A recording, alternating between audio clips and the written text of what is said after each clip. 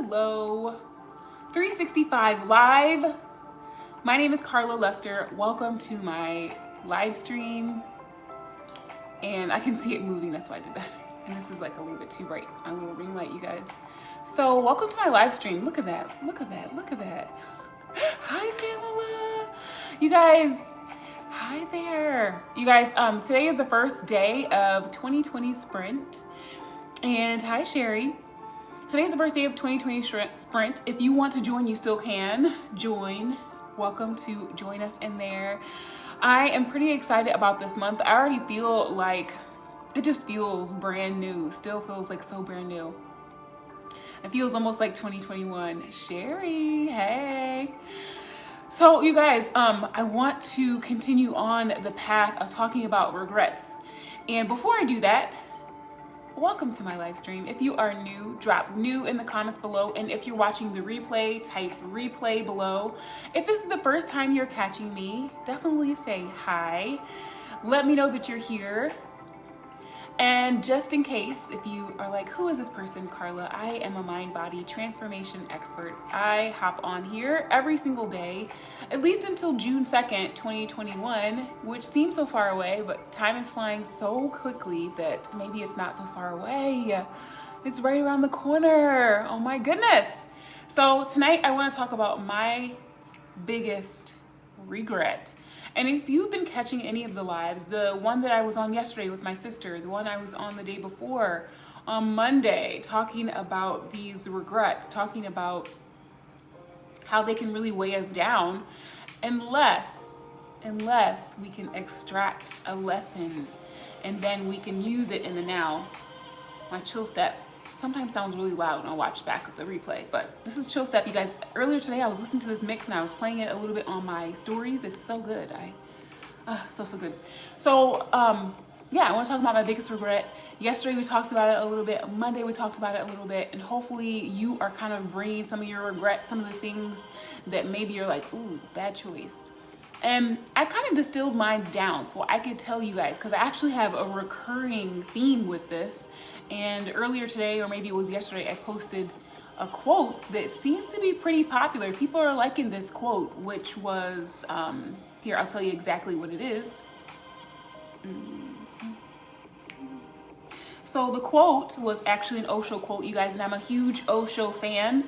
The quote that I posted, and people are loving it: life repeats itself mindlessly. Life repeats itself mindlessly unless you become mindful. Mindful. It will go on repeating like a wheel. That's by Osho. So life repeats mindlessly. Life repeats mindlessly unless you become mindful. It will go on repeating like a wheel. Like a wheel. How bananas is that? Crazy, right? If you want to stop it from repeating like a wheel, you have to become mindful, not distracted, not looking away. You have to be right here, right now. But the trouble is that 9 times out of 10, our mind is distracted. I've been there. I know it so well, how easy it is to get distracted in things that have nothing to do with really going on, that have actually not very much truth in them. And one of my biggest regrets, and I learned this early on, and it repeated time and time again, and it happened so many times that I was forced to pay attention to what was really going on. And my biggest regret, you guys, is over caring about other people's opinions of me, of what I chose to do in my life. So many times. I actually learned to do it when I was very young. I learned to do it, to basically hide in order to be accepted. And it repeated over and over and over. Even times when I knew that the opinions were from people whose opinion had zero value, was miseducated, grounded in groupthink, I still cared. And so many mistakes, so much hiding came from that, so much trying to squeeze myself into a box, so much biting my tongue. So many times playing small, curbing what I really wanted to say into something that I didn't actually really want to say at all.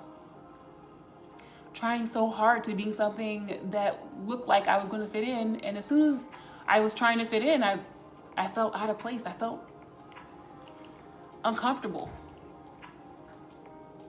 All because somebody else's opinion. I allowed that to be more important than my own life, than my own expression, than doing what comes naturally to me. And that is just being, saying what I want to say, being afraid of telling my own opinions. So I was too afraid to see what somebody else's opinion was going to be. Even when I knew that the opinions were ignorant, even when I knew that the opinions were just regurgitated information that was not anything to do with me or anything that was true. So one of my biggest regrets is trying to shrink, trying to fit in so many times, trying to be acceptable when that is never going to be comfortable, because we're here just like everything else in life. We're here just like everything else to just express and be ourselves. We're here to follow our purpose, not the crowd. And it's so funny because I knew, even there were times I knew that, and I still would just be saying stuff that kind of like just curbing what I really wanted to say so many times. But lately, you guys, I've been loosening up on that. I don't know how much you guys can tell, but yeah, lately I've been loosening up on that a lot, and it feels really good. And sometimes what I've noticed is that I still have it. I was supposed to change it, but I still have it. I still have this this feeling where I'm like, oh, I gotta, make sure what I say is, like this is uniform and in place. I still do that because I'm just so used to it. You know what I mean? I'm so used to doing it. I learned to do it really young, really early on in my life. And I can look back, I can see them, and I can see it, and I'm like, wow, I almost want to just go and give my little young self a hug. Sometimes I wasn't that young. It happens all the time. I can see it when it's happening now. And so a lot of times I just try to help my clients to be able to see when it's happening. Because if you can see when you're kind of like trying to curb yourself into a box, if you can see that, it's really powerful, because then you can show up, then you can kind of say, oh wait, I'm doing that thing again, right? But that's why I put that quote, that Osho quote up here, because a lot of times we're so used to doing it that we're not aware of it. And I know, obviously I know, because I have so many experiences of seeing myself do it and not being able to stop myself from hey, just say it, just do it, just whatever, just wear it. Because it comes in so many ways. Saying it, wearing it, being it, all the ways it comes up, you know what I mean? Because it's just so, it runs rampant actually in our culture. And depending on the person, there's so many ways I know that I probably can't see it yet.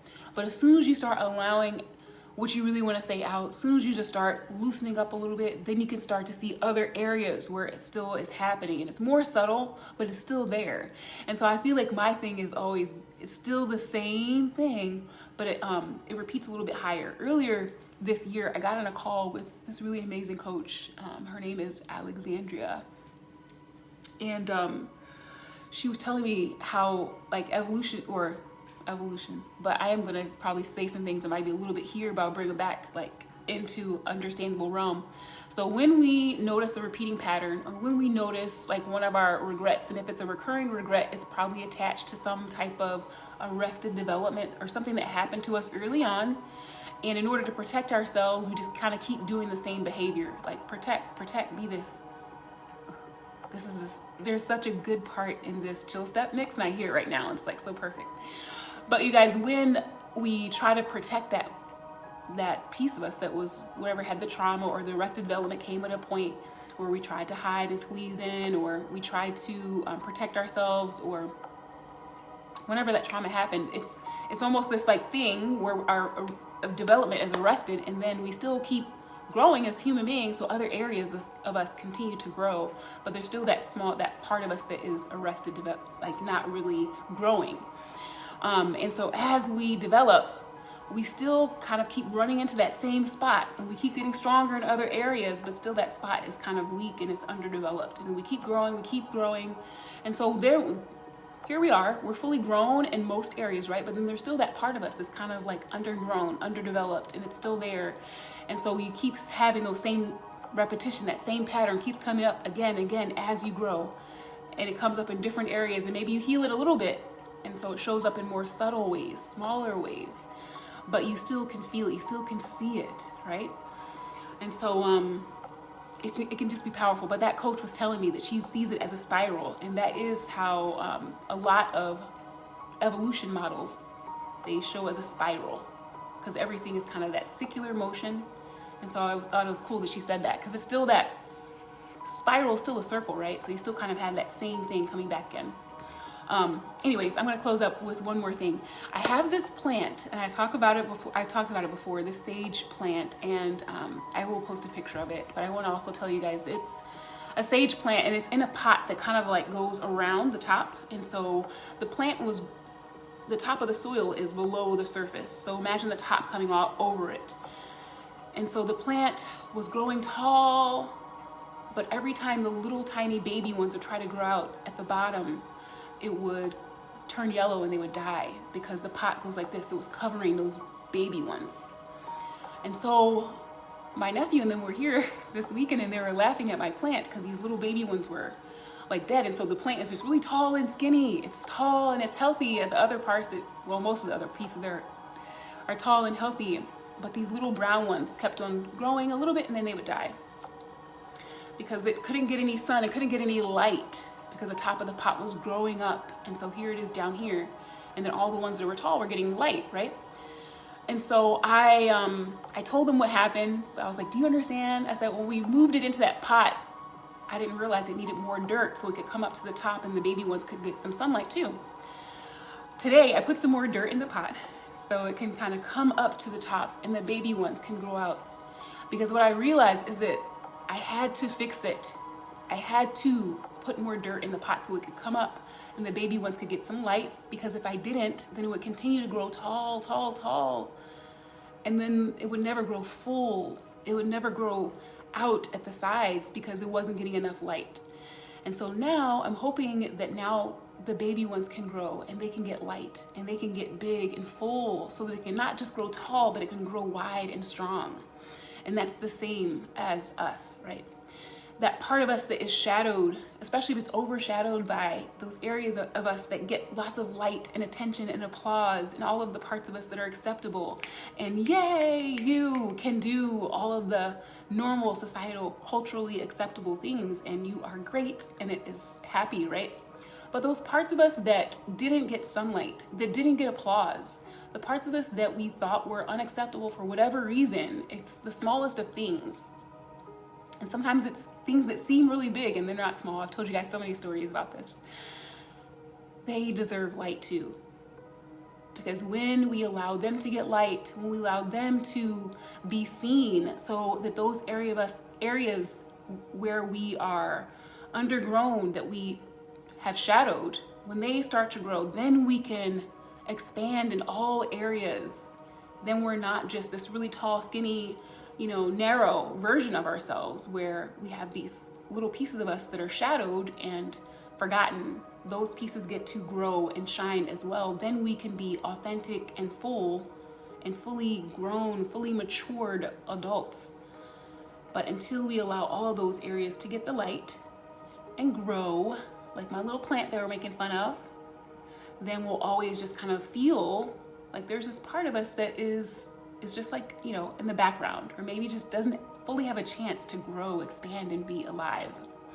But it's so important to water, to give sunlight to allow those other areas that typically we probably learn not to do that. And I keep on looking at it because I'm like, grow, grow, grow. I hope that it gets healthy and it grows like the rest of it has. I will show you guys a picture of it. It does look kind of crazy because it's exactly like I said, but hopefully that rings true to you. There are just these little things that, for me, it was always being able to fully express, even say some of the stuff that I kind of would only say in my journal, or only say to my yoga instructor friends, or only talk to my sister about, because I always felt like it was just too deep. But having that idea, just because for whatever reason, I never really allowed that part of me to fully expand and be seen and get applause. That was just this almost like a shadowed area for me, right? And so always I would, show up and it would just be this very narrow version of me, not the fullness. And so when we allow that fullness to show up in real life, in all areas of life, then we can feel at peace, then we can feel comfortable, then we can feel at home, then we can fully mature, we can fully grow. And it's so powerful. And sometimes I look at it and it seems so easy and it's so small that I ever would, think, oh, I'm too deep, or, that's too much, or that's too emotional, because it's all life, And really those are the things now that I'm using and pulling from, that it's actually allowed me to do things that, maybe before where it seemed so hard. It's not hard anymore. Okay. All right, you guys, I'm hopping off. I do want to let you know, you can still hop into 2020 Sprint. It goes all the way until the end of December. So if you want to hop in there, you can. I also am doing a life purpose package. So if you want to dive into life purpose coaching with me, I have a life purpose pack. And so if you get that, you'll get a deep dive life purpose session, which is 90 minutes. And then you'll also get an invitation to do the vision board exercise with us for 2021. So I feel like that's such a good little pairing, and you'll actually get like a little bit of a plan so that you can have a purpose-based vision board, which is so missing to just live life without purpose, without meaning, without a deeper connection to your gifts and why you're here is so huge, and it needs to be on your vision board. So message me about that. It is life purpose coaching session, 90-minute deep dive. And it also gives you an invitation to our 2021 vision board session, which is happening at the end of the year. I need to finalize the date, but message me if you are ready for that and you want to just live with more purpose, more meaning. Remember, I always say this, and this is huge right now. You are the shift. The shift is here. This huge shift in consciousness that everybody was talking about for so long, it is here now. It is in each and every being that is here on the planet, everywhere in the cosmos, I should say. It's in each and every one of us. Of course. And so being connected to your purpose, knowing why you're here, fully embodying who you are is a part of allowing evolution to take place and allowing that shift to naturally unfold in everything that's right here, right now. All right, you guys, I am hopping off. I will